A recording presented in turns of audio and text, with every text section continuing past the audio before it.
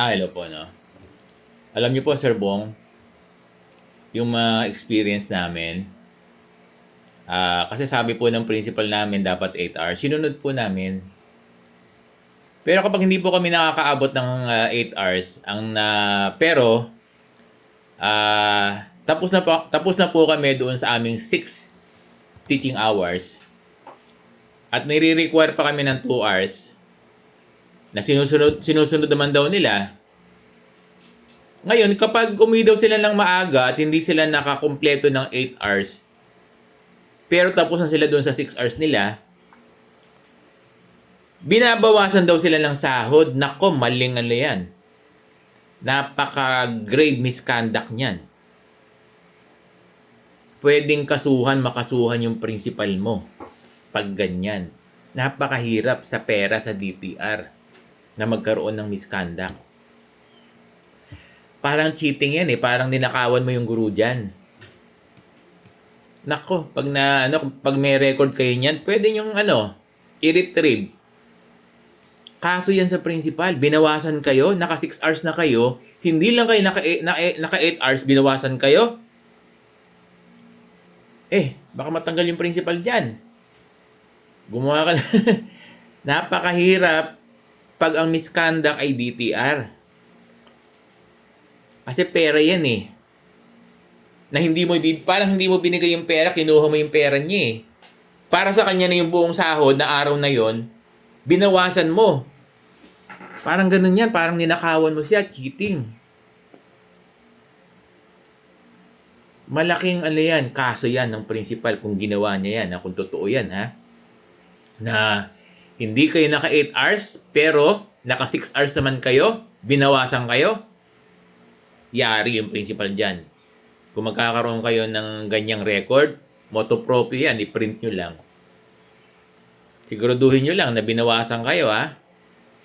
Dahil hindi lang kayo naka 8 hours. Baka matanggal yung principal dyan. Hindi ako nananakot totoo yan kasi napakahigpit ng DTR. Kung ako sa'yo, sigawan mo na yung teacher. Huwag lang sa DTR. Oo. Mas worse yan. Napaka-worse niya. Yan. Alam ko, that is grave misconduct. Pwede yung sa civil service. Yung ganito na misconduct sa DTR. Dinipreview mong guro sa sahod niyang buo. Di para mo siyang ninakawan. Buo yung sahod niya for the day dahil naka 6 hours. Hindi lang siya naka 8 hours. Pinabawasan mo yung sahod niya. Malaking misconduct yan. Pwedeng matanggal dyan yung principal.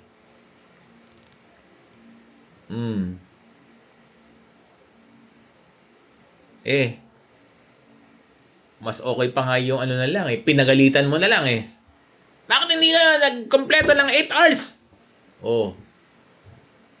Baka yun,